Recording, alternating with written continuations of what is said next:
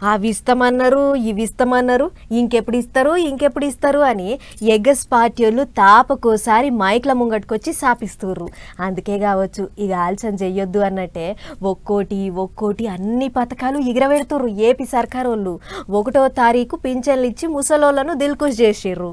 2వ తారీఖున ఖాతాలలో పైసలేసి రైతన్నలను ఖుషి చేసిర్రు. ఇక చూడుర్రు మీరే. ఆగస్టు నెలలో ఏపీ పబ్లిక్ ను మంచిగానే ఆర్చుకుంటారు సర్కారోళ్ళు. శుక్రవారం ఇంటింటికి తిరిగి పింఛన్లు పంచిపెట్టిండ్రు. శనివారం ఇంకో సూపర్ 6 పథకం చాలు చేసిండ్రు. రైతన్నలకు పెట్టుబడి సాయం కింద 7,000 అకౌంట్లలో వేసిండ్రు. 7,000ల్లో 5,000 రాష్ట్ర సర్కారోళ్ళు ఇస్తే 2,000 సెంటర్ సర్కారోళ్ళు ఇచ్చిండ్రు.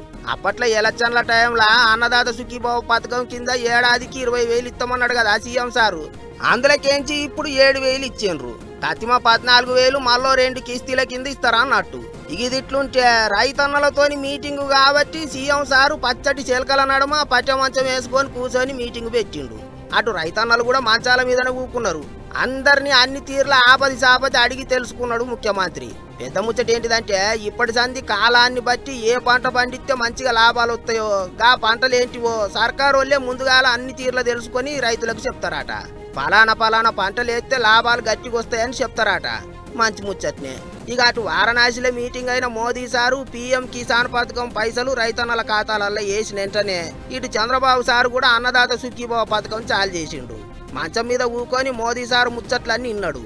ఇక అది అట్లుంటే సర్కారోళ్ళు ఇదివరకు చేసిన పనులు చేసే పనుల గురించి చెప్పుకుంటేనే 15 ఆగస్టుకు రాష్ట్రం అంతా ఆడోళ్లకు ఫ్రీ బస్సు చాలు చేస్తాను, ఎక్కడికి తిరిగినా రూపాయి ఖర్చు లేదన్నట్టు కూడా చెప్పిండు సీఎం సారు. గిట్లా మొత్తానికి ఆగస్టు నెలలో ఒకటి వెనక ఒకటి పబ్లిక్ కు తీపి ముచ్చట్లే చెప్తున్నారు ఏపీ సర్కారోళ్ళు.